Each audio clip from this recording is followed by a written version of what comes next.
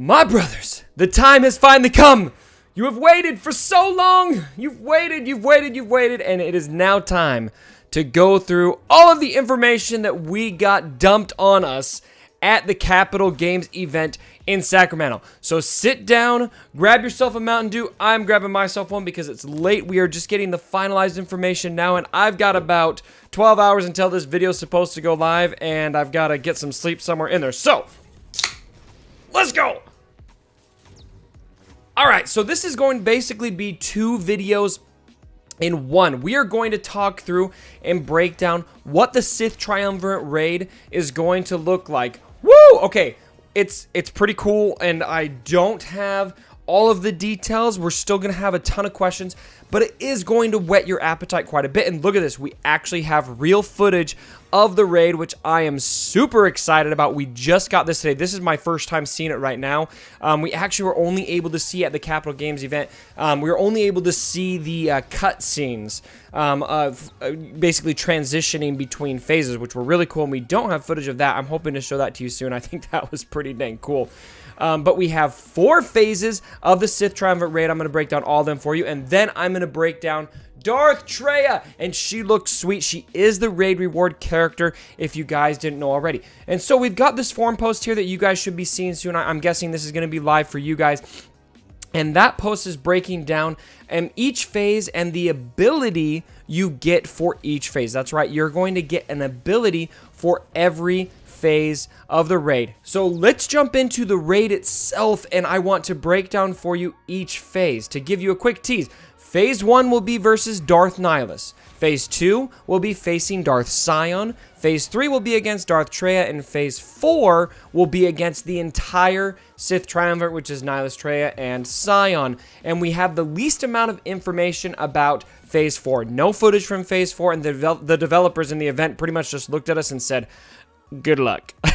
So sounds like Phase 4 is going to be quite the challenge. But let's launch into Phase 1, and I'm going to read 2 things to you here. I've got the forum post, which gives me the details on the actual ability that we get, and then I also have some notes that I took. I took copious notes when they did the presentation that give us more information about each phase, and I did get permission from CG to share those notes with you. Now, everything here is going to be subject to change. Please bear with me here because these are just my notes that I took during their presentation, so who knows what's going to be the same, what's going to be different, but this is what I have in front of me right now, so I am so excited to share it with you. I know how much you guys have been waiting for this and how you all wanted to take us out and tar and feather us because we couldn't tell you. I'm sorry, but here we are. We're going to talk about it right now. Okay, Phase 1, Darth Nihilus. Unbreakable Will is the phase ability. Gain Unbreakable Will for 1 turn. This unit may only use this ability once, but an additional use can be gained by defeating menacing enemies, which are probably the Sith Assassin here, and you can see that there's a buff on top of one of them. I believe that's what that's talking about that we haven't seen before.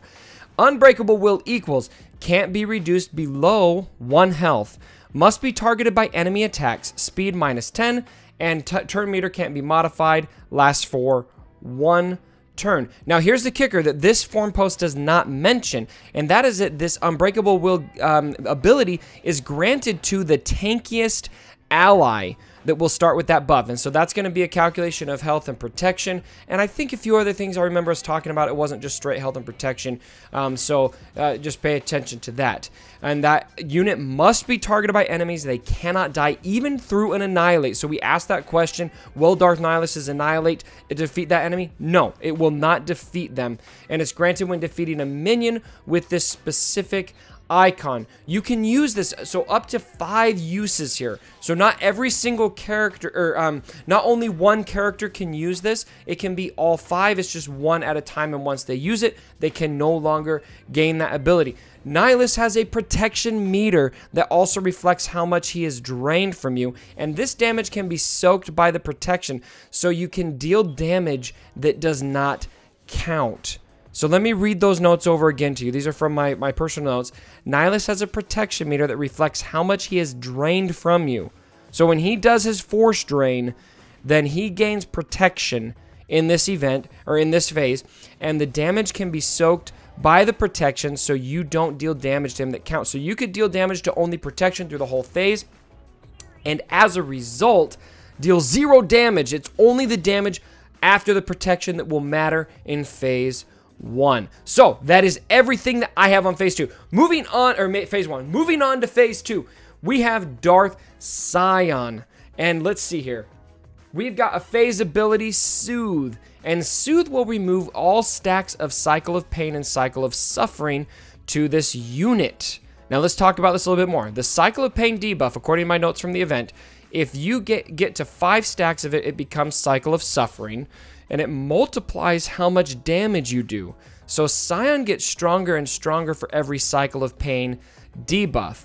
The phase ability, Soothe, you remove a Cycle of Suffering. The strategy here is you want to balance how much Cycle of Pain you take, because that helps you deal more damage, but when you cleanse it, but you want to cleanse it so that Scion isn't too powerful. So it's kind of like making you really powerful and also making him really powerful at the same time, if I understand it correctly.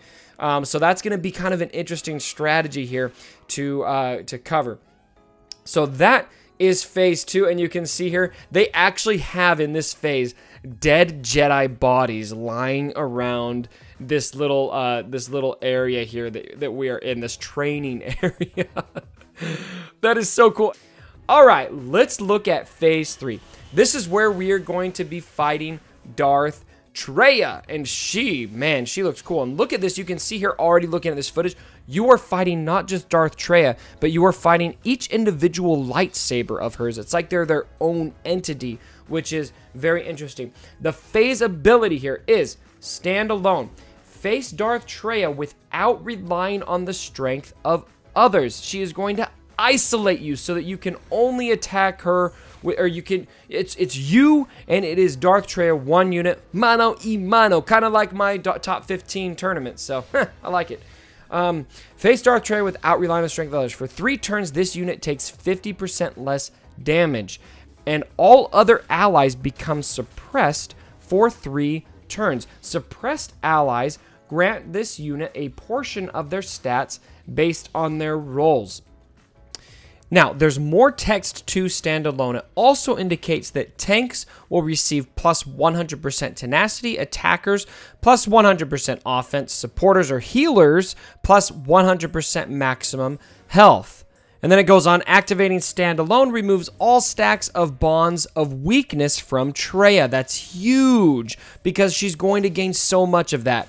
This ability has a global cooldown and can only be used by each unit once, like the other phase abilities. You guys are going to have to read over that a few times. I don't feel like I fully have a grip on what this means just yet. Now, a few notes that I took here on phase 3 at the event. Bonds of Weakness. Anytime we do something, Traya gets a stack of this buff called Bonds of Weakness, and you can see that loading up here through the rest of the battle. That's not listed here. This is just from my notes, but we can see that happening, and everybody takes damage based on that. And so phase ability, Standalone, removes Traya's potent debuff, plays into Traya's philosophy of self-reliance, basically makes one character super powerful and freezes all others. So that's kind of that Standalone. It's going to make them really, really powerful and freeze everybody else. So it's you and Traya. So you're going to want to selectively choose who is going to be using that Standalone buff, who makes the most sense. And we don't know that yet. We're going to have to play around and figure that out. Single use for this ability. So kind of like phase 1, you can only use it once, but so up to 5 total uses, assuming we can only use 5 characters, which based on the footage looks like that is the case. She also inflicts a debuff called Isolate. Nobody else on the team can attack out of turn or gain positive effects of any kind. Traya's threat level goes up as the battle goes on, and each saber gets a new buff at the end of Traya's turn. So let me read that again. So she inflicts Isolate, which the note I put here was nobody else on the team can attack out of turn or gain positive effects of any kind. That doesn't make a whole lot of sense to me reading it over again. I think that this might be talking about one character won't be able to attack out of turn or gain positive status effects of any kind, because Isolate instead of nobody, but I could be wrong. Stay tuned. Again, we don't have very much time to make these videos right now. We had this information just dumped on us, and we haven't had time to play with it. That's another thing I haven't had a chance to mention. We have not been able to play around with this raid yet. I was really hoping we'd be able to, but we haven't been able to actually handle the raid tangibly in our hands yet. And so I still have so many questions about the raid based on the information we have. All right, so that is phase 3. Now on to phase 4. This is where we fight the entire Sith Triumvirate, and they are not giving us very much information on this. They're not telling us what the phase ability is, but here's what they did tell us when we were going through this presentation. They said this is, quote, the biggest, baddest battle yet in Star Wars Galaxy of Heroes. Let that sit for just a second. I'm excited. And then they added, quote, good luck. Some other general notes that I took about the raid, just to whet your appetite a little bit more. Specific buffs will be granted for specific classes in the raid. So we've got a buff for Dark Side Rivalry, is what they're calling it. This is where Sith and Night Sister allies will get the buff, and it's basically an offensive buff. That's all that they're telling us so far. So Sith and Night Sisters will benefit from this raid. Capture or kill is another buff, and this is coming to, wait for it, bounty hunters. Now, I already hear the speculation coming. Are bounty hunters getting a rework? We asked. We wanted to know. I know you want to know. I want to know. They were tight-lipped on whether or not bounty hunters are getting a rework. So I can speculate with you guys right now. If they are singling out bounty hunters in the Sith Triumvirate raid, I sniff a bounty hunters rework around the corner. I could be wrong, but that feels like it's probably going to happen if they're singling that out. So take that for what it's worth. But basically, the way capture kill works, it's stacking a stacking offensive buff that triggers whenever anybody dies on either side of the raid. So lots of offense to bounty hunters. I love it.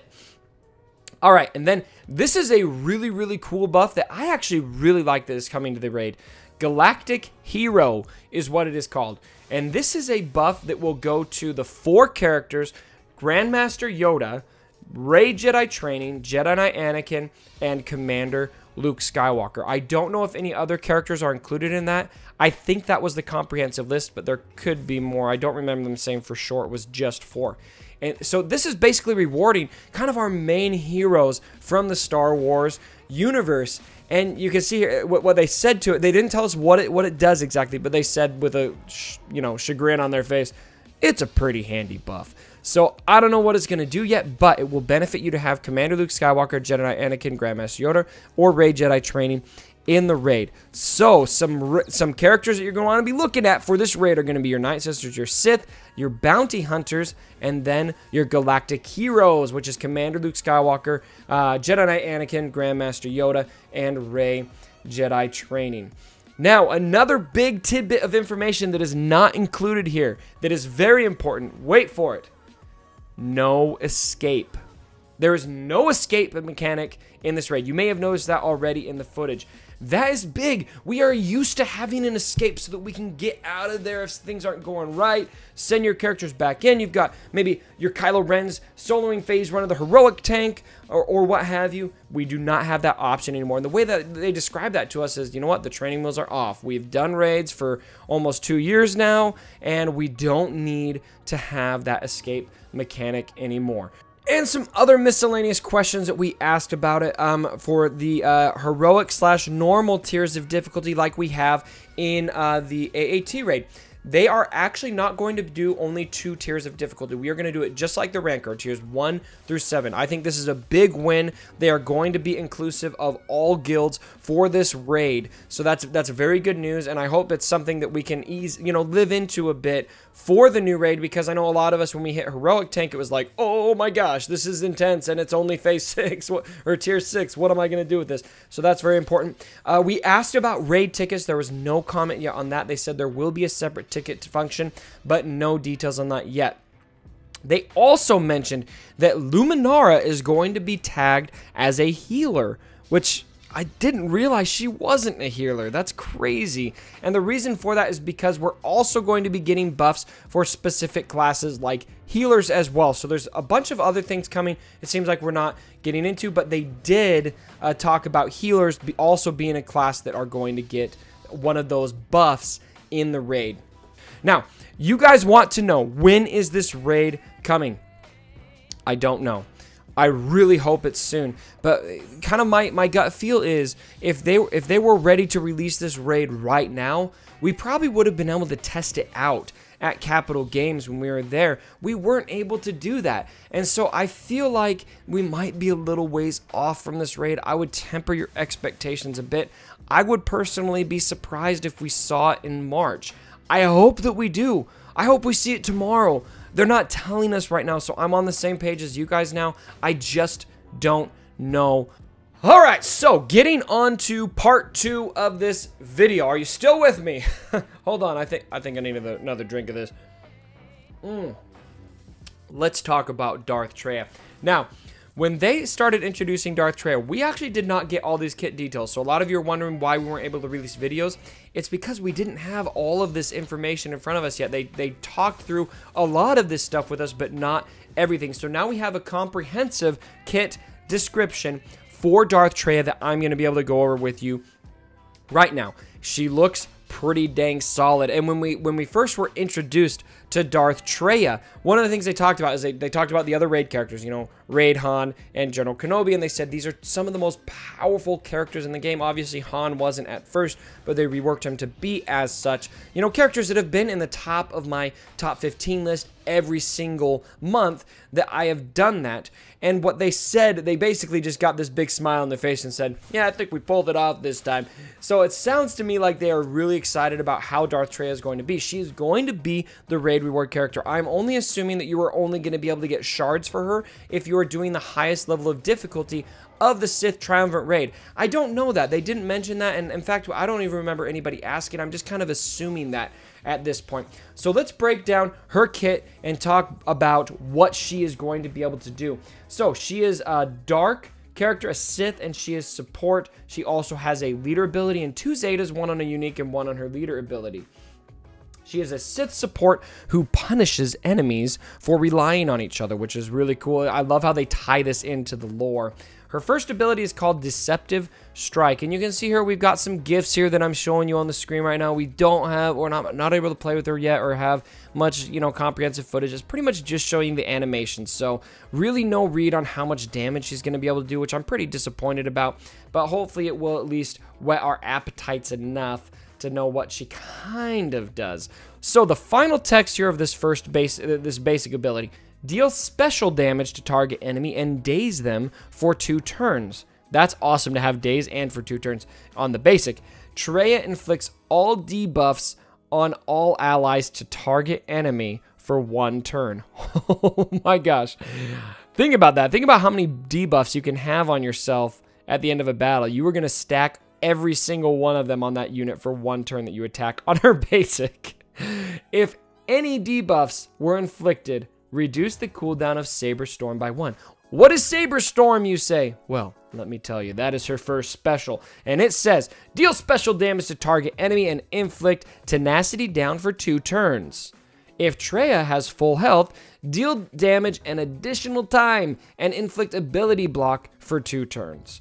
If the target is buffed, deal damage an additional time and inflict healing immunity for 2 turns. This attack cannot be evaded. Wow, so you are going to want to target enemies with buffs, and you're going to want to do it when Traya has full health, and then this attack is going to deal damage 3 times. It's going to inflict ability block, tenacity down, and healing immunity, which are all 3 very powerful debuffs. Super, super cool. Very already we've got 2 abilities here, and she already sounds OP. Okay, special number 2, Isolate, and I love this ability. Dispel all buffs on target enemy, increase their cooldowns by 1, and inflict isolation on the target enemy until another enemy is isolated or Traya is defeated. So this buff well, this debuff will last until the end of the encounter. You will have it on somebody until the end of the encounter unless Traya is defeated. So people are going to want to kill you. As soon as you get this, Traya is going to have to be targeted, or that is just going to be in the field of play the entire time. And I don't think you're going to want to go against this debuff, and you'll see why in a second. Reduce the target allies' cooldowns by 1 and grant them protection up 50% until the end of the encounter. So 50% up protection, which I believe bypasses healing immunity because it's protection up. It's not an actual heal. It's like a buff, if you will. So 50% until the end of the encounter. Isolation can't be copied, dispelled, or resisted. This attack can't be evaded. So we got 2 attacks. Both specials can't be evaded. So what is isolation? Here's isolation. Can't gain buffs, can't attack, or gain positive effects out of turn. Allies can't attack or gain positive effects during this unit's turn. Used against raid bosses, can't gain buffs. Characters attacking this unit gain critical damage up and health steal up for 2 turns. So they will attack harder and they will be more survivable as the battle goes on.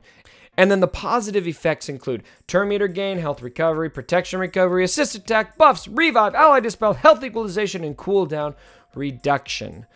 So this, I mean, this to me, this kind of sounds almost like a fracture, but almost like Fracture 2.0. It can't be evaded. It's, you know, they're not going to be able to gain any buffs. They're not going to be able to do basically anything out of turn. Very, very, very cool. And it's obviously going to be very effective against raid bosses as well, which we can enjoy next year at this time when we finally have our Trayas to 7 stars for those of us who are in guilds that can do the final tier of that raid. All right. Next, we've got her leader ability, which is the Lord of Betrayal. Fitting for the Lord of Betrayal. Final text. Sith ally, and this is Zeta. Sith allies have 40% critical avoidance and 40% potency. When a debuffed enemy takes damage, all Sith allies recover 10% health. That's going to happen a lot, and 10% over time, that adds up. When an enemy uses an ability outside their turn, they take damage equal to 35% of their max health. This damage can't defeat enemies. When an enemy gains a buff outside their turn, they lose 50% offense until the end of their next turn. So this is where Traya is really going to be impacting your teams that are synergizing well together, and especially the teams that assist. I'm picturing BB-8 and Rey. This is going to punish them like crazy. General Kenobi, when he calls his mass assist, ouch. That is going to hurt your entire team. You might want to rethink ever using that mass assist with General Kenobi if you're going against a Traya-led team, because it's going to deal 35% damage to your health for your entire team. This is an ouch Zeta ability, and I really like it. It's going to, I believe, just based on this ability, I can totally see this coming straight into the meta once people start unlocking their Darth Trayas. All right. Next, we've got, and finally, we have her unique Compassion is Weakness. And this is a Zeta ability as well. It says, when an ally suffers a debuff, Traya gains 10% bonus protection stacking until the end of her next turn. At the start of each Sith ally's turn, Traya dispels all debuffs on them and deals damage equal to 5% of their max health for each debuff dispelled. When allied Darth Nihilus or Darth Sion are critically hit or inflicted with a debuff, Traya gains 12% offense stacking for 2 turns. There is a lot in this. Obviously, you're going to want to be running Traya with Darth Nihilus and Darth Sion. We have a new Sith Triumvirate synergy coming into this game, which is going to be very powerful. 12% offense whenever they're critically hit or inflicted with a debuff. That's going to happen a lot. Imagine how powerful Traya is going to get just for having Darth Nihilus and Darth Sion in the field of play. This is a very powerful, unique ability as well, and she sounds awesome. So, I'm really excited about Darth Traya, but again, we should temper our expectations, because who knows how hard it's going to be to beat the last tier of this raid, and even if you can beat it, how long is it going to take us to get there? But once we are able to get there in, you know, a year or 6 months or however long it takes to unlock the character, she definitely sounds like a must-have and a character you're going to want to have in your Sith teams. I think she's going to take Palpatine right out of there, and we're probably going to see a lot of Traya-led teams once people are able to unlock her. Alright, my friends, I hope this video was helpful for you. I know you guys have been just dying to have this information, so finally, we are all on the same page. Let's talk about this in a lot more detail.